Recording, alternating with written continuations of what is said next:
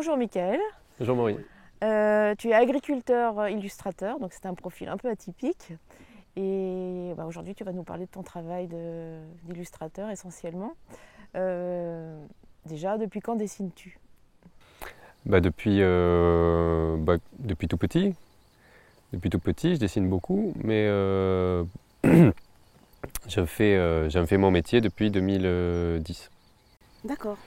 Et dans l'édition depuis 2016, je crois. D'accord. Ouais. Donc tu as fait une école de dessin, comment tu as commencé ? C'était une école d'art appliqué, Oui, donc c'était du graphisme, quoi.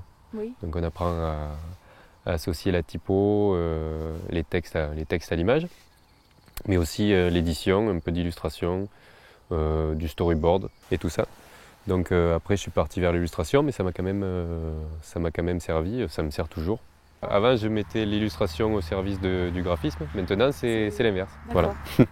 Mais le graphisme, on a toujours un côté graphique dans sa tête, quoi, qui nous...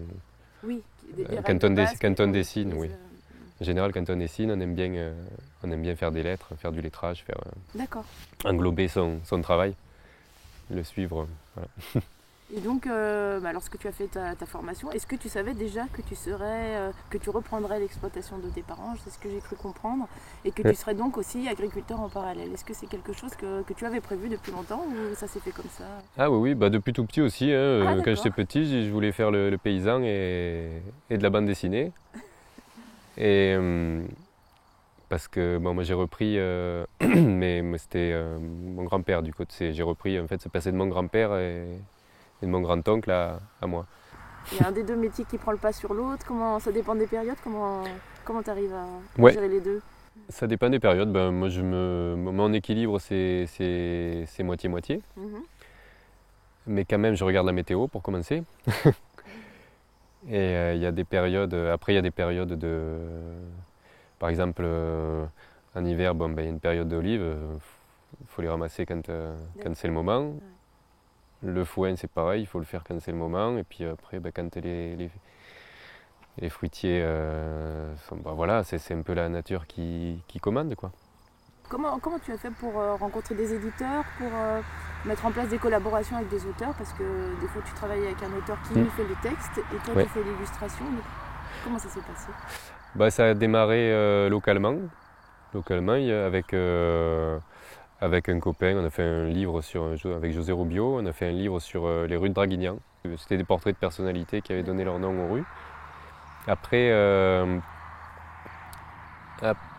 ça a continué alors localement et avec Jean-Luc Domège, qui est bien connu des amateurs de provençal. Oui. Et donc lui, on a commencé avec un dictionnaire de latiné. Il lui fallait une maquette et des dessins.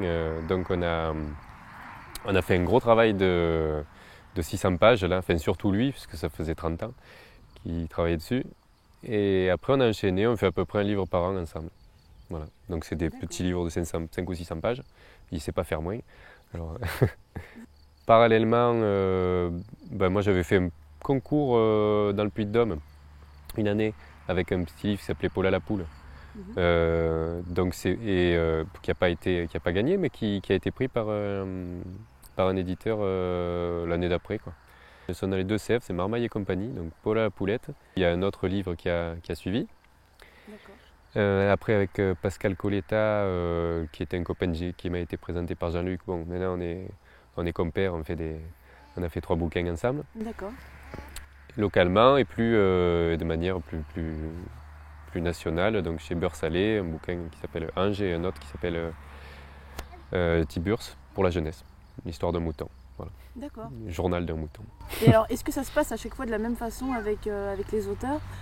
Est-ce qu'ils te donnent carte blanche ? Est-ce que les dessins sont vraiment décidés avec l'auteur ? Comment ça se passe ?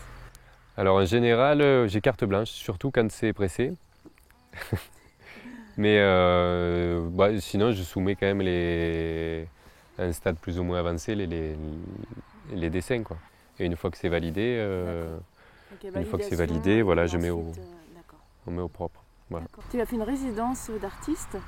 Est-ce que tu peux nous en parler ? Oui, oui, oui. Alors ça, c'était l'année dernière. Donc c'était avec le, donc il y a eu un appel à candidature de la part du parc du Verdon, parc régional du Verdon, et du Plancher des Chèvres, une association de Bauduin là, qui fait toutes sortes d'activités, d'animations, festivals dans le Haut-Var. D'accord. Et donc moi j'ai dessiné là-bas et à la médiathèque de Hops. J'ai développé un projet qui s'appelle Tony la Cigale, qui n'est pas encore sorti, mais qui est en cours. Donc c'est un album pour enfants ou c'est une BD? C'était une BD, c'était une BD, ouais. D'accord. Ouais, là c'était une BD. Enfin, le thème c'était la vie de village, donc moi j'ai imaginé un monde d'insectes dans un village du. Bon, c'est le Haut-Var, c'est ma documentation, c'est ici. D'accord. J'avais déjà sous le coup de ce projet, donc ça m'a permis de développer. Ça a été l'occasion de développer. Qu'est-ce que tu préfères? Est-ce que tu préfères travailler seul sur tes propres projets de A à Z ou collaborer avec des auteurs? Ah ben les deux sont bien parce que ouais, j'ai de super expériences, j'ai des super souvenirs dans les deux cas. Avec, je sais pas, par exemple avec Jean-Luc, là, à chaque fois qu'on travaille ensemble, c'est super parce que moi j'en apprends plein et dans son côté universitaire, il est touchant parce enfin, il a des thématiques sur la vieillesse, la mort, enfin de vie, quoi, des métiers. Mais bon, c'est super intéressant et puis c'est touchant aussi. Pascal Coletta, qui avec Ange, il a fait un super texte très sur la guerre, un paysan qui part à la guerre. Donc ça, c'était un boulot très prenant, quoi, parce que tu rentres dans le texte. Et donc ça, c'était super. Et après, d'autres boulots, ouais, Paul à la Poule ou un petit volcan aussi pour le Puy-de-Dôme. Enfin, ça, vraiment, c'est des projets qui viennent tout seuls. Alors justement, quelles sont tes sources d'inspiration quand tu travailles seul? Quand tu dois tout trouver, en fait, le texte et le... Ah ben alors je cherche pas rarement à faire une histoire. Elle arrive. Et je la griffonne dans un coin, j'ai des carnets, j'en ai partout, des débuts d'histoire. Et petit à petit, il y a les mots, hop, ça se recoupe, et puis là, puis à un moment donné, je finis une histoire. Pour la poule, c'est venu complètement sur le tracteur. D'accord, Voilà. c'est rigolo. Voilà, je faisais sur le tracteur, on y passe la journée des fois dessus, et puis on fait toujours la même chose. Et donc on a l'esprit libre pour écrire. Voilà, à un moment donné, l'esprit, il n'a plus besoin de concentrer. À moins qu'on attrape une pierre ou quoi, et qu'on pète quelque chose, mais du coup la tête elle fonctionne toute seule et hop là il y a l'histoire. Et il y en a plein de projets qui ont été amorcés comme ça tout seul pendant des temps, des pauses du cerveau. Et donc j'ai cru comprendre que tu travaillais de façon vraiment très traditionnelle. Tu n'utilises pas du tout d'ordinateur, c'est ça? Un petit peu par moment. Enfin, du début à la fin, comment tu procèdes en fait? Alors en général, ce que je préfère, c'est quand même dessiner à la main. Donc crayon, après encre de Chine et à la plume. Ou alors maintenant j'ai une table lumineuse. C'est des outils super. Donc ça me permet d'avoir un rendu crayon. Voilà, que je pourrais pas gommer mes crayonnés si j'avais pas cette table lumineuse. Donc je mets mon croquis sur ma planche lumineuse et je mets au propre sur un papier, un papier canson, enfin un papier final. Et une fois que c'est ancré ou cerné au crayon, voilà, je passe à l'aquarelle. J'aime bien la peinture à l'huile aussi. Si c'est du noir et blanc, c'est à la plume en général aussi, mais ça reste papier, quoi, traditionnel. Bon, après, il faut scanner et c'est là qu'on passe par l'ordinateur. Et sur quel projet tu travailles actuellement? Ou alors quels sont tes grands projets? Est-ce que tu as des grands projets en illustration qui te tiennent à cœur? Oui.